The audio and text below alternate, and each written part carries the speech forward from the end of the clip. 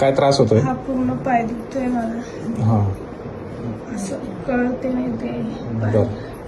चालता येतंय? उठून दाखवा. नाही, हा, बसता पण नाही येते.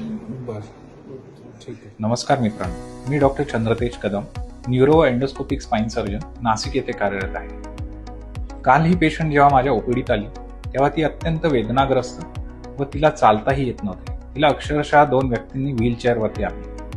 आवश्यक ते तपास केल्यानंतर त्यांच्या MRI मध्ये आढळून आले 4थ्या व 5व्या मणक्यातील गादी सरकून नसेवरती दबाव टाकत आहे.